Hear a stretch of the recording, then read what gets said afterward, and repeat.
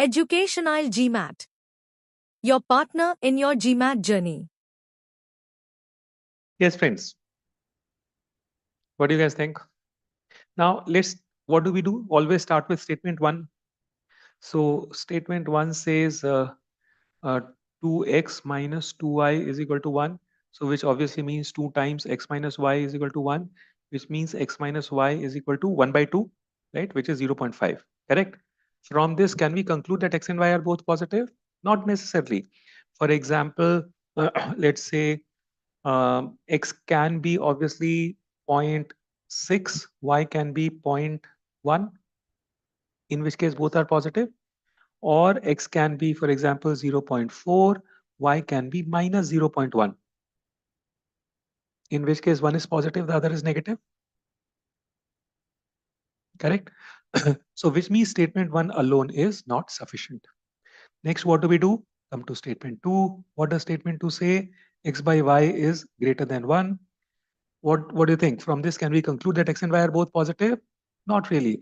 For example, x can be 3, y can be 1, or minus 3 minus 1. Correct? So statement 2 alone is also insufficient.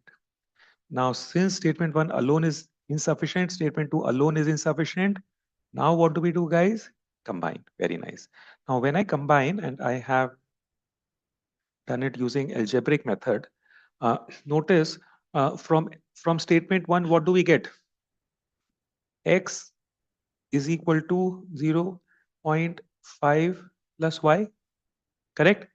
And I'm substituting x is equal to 0.5 plus y in statement 2, correct? So instead of x, I am writing 0.5 plus y by y is greater than 1, which means 0.5 by y plus y by y is greater than 1, which means 0.5 by y plus 1 is greater than 1. Now what do I do? Subtract 1 from both the sides. If I subtract 1 from both the sides, what do I get? 0.5 by y is greater than 0. Correct? What does this tell you about y? Positive or negative, or can't say? Positive, very nice. How positive, Andrews? Because notice this is greater than 0, right? And 0.5 obviously is positive. So positive divided by positive is the only configuration that can get you greater than 0 here. So which means from this we conclude that y is greater than 0. And by the way, what's the value of x? X is 0.5 plus y.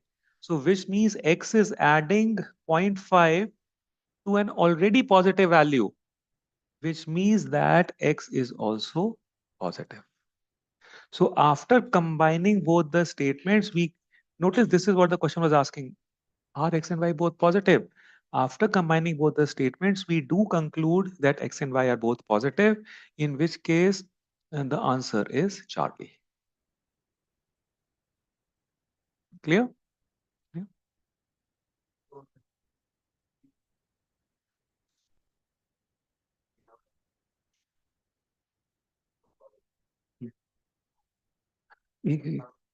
That's also sufficient. Yes. Yes. Absolutely. Absolutely. That's a very good point. That's a very good point that Bharat has raised. By the way, in this case, after combining both the statements, we have come to the conclusion that x and y are both positive.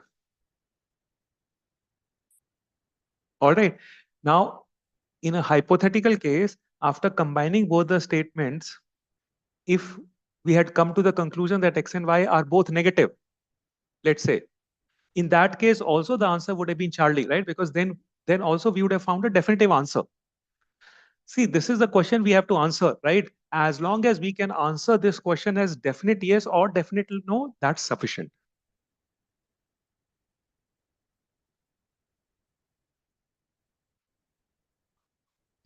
Yes, yes, yes. So Charlie